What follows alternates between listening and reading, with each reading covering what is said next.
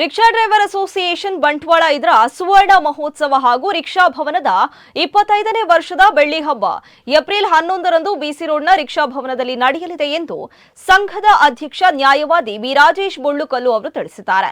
ಅವರು ಬಿಸಿ ರೋಡ್ನ ಪ್ರೆಸ್ ಕ್ಲಬ್ನಲ್ಲಿ ಕರೆದ ಸುದ್ದಿಗೋಷ್ಠಿಯಲ್ಲಿ ಮಾತನಾಡಿದ್ದಾರೆ. ಸುಮಾರು 50 ವರ್ಷದ ಹಿಂದೆ ಅಂದ್ರೆ 1975ರಂದು ಡ್ರೈವರ್ ಅಸೋಸಿಯೇಷನ್ ಎಂದು ನಾಮಕರಣಗೊಂಡು ಸ್ಥಾಪನೆಯಾದ ಬಳಿಕ 2002ರ ನಂತರ ರಿಕ್ಷಾ ಡ್ರೈವರ್ ಅಸೋಸಿಯೇಷನ್ ಎಂದು ಪುನರ್ ನಾಮಕರಣಗೊಂಡಿದೆ.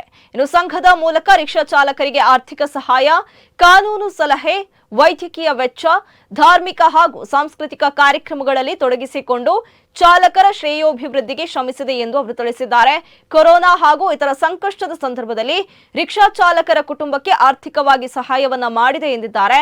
ಇನ್ನು ಈ ಸಂದರ್ಭದಲ್ಲಿ ಉಪಾಧ್ಯಕ್ಷ ಬಿ ಹುಸೇನ್ ಪರ್ಲ್ಯ, ಪ್ರಧಾನ ಕಾರ್ಯದರ್ಶಿ ಪ್ರಕಾಶ್ ಪೂಜಾರಿ ಪೂಂಜರಕೋಡಿ, ಸಂಘಟನಾ ಕಾರ್ಯದರ್ಶಿ ಚಂದ್ರಶೇಖರ ಭಂಡಾರಿ ಬೆಟ್ಟು ಸೇರಿದಂತೆ ಮತ್ತಿತರರು ಉಪಸ್ಥಿತರಿದ್ದರು. ಭವನ ಕಟ್ಟಡಕ್ಕೆ 25ನೇ ವರ್ಷ ಬೆಳ್ಳಿ ಹಬ್ಬ ಸಂಭ್ರಮದಲ್ಲಿ ನಾವಿದ್ದೇವೆ.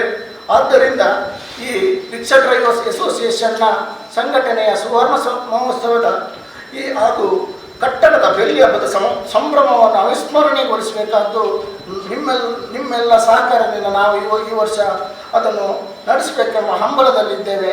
ಆದ್ದರಿಂದ ಈ ಸಂದರ್ಭದಲ್ಲಿ ನಾವು ತಾರೀಕು 11/4/2026 ಶನಿವಾರದಂದು ರಿಕ್ಷಾ ಡ್ರೈವರ್ಸ್ ಅಸೋಸಿಯೇಷನ್ ಬಿಸಿ ರೋಡು ರೈಲ್ವೆ ನಿಲ್ದಾಣದ ಪಕ್ಕದಲ್ಲಿರುವ ನಮ್ಮ ಕಟ್ಟಡದ ವಠಾರದಲ್ಲಿ ನಾವೊಂದು ಸಭಾ ಕಾರ್ಯಕ್ರಮವನ್ನು ಹಮ್ಮಿಕೊಂಡಿದ್ದೇವೆ. ಈ ಸಭಾ ಕಾರ್ಯಕ್ರಮದಲ್ಲಿ ಅಧ್ಯಕ್ಷತೆಯನ್ನು ನಾನು ರಾಜೇಶ್ ಬೊಳ್ಳುಕಲ್ಲು ಅಧ್ಯಕ್ಷರು ರಿಕ್ಷಾ ಡ್ರೈವರ್ಸ್ ಅಸೋಸಿಯೇಷನ್ ವಹಿಸಿಕೊಳ್ಳಲಿಕ್ಕಿದ್ದೇನೆ. ಅದೇ ರೀತಿಯಾಗಿ ಈ ಕಾರ್ಯಕ್ರಮದ ಉದ್ಘಾಟನೆಯನ್ನು ರಾಜೇಶ್ ನಾಯ್ಕ ಹುಲಿಪಾಡಿ ಗುತ್ತು ಶಾಸಕರು ಬಂಟ್ವಾಳ ವಿಧಾನಸಭಾ ಕ್ಷೇತ್ರ ಇವರು ವಹಿಸಿಕೊಳ್ಳಲಿಕ್ಕಿದ್ದಾರೆ.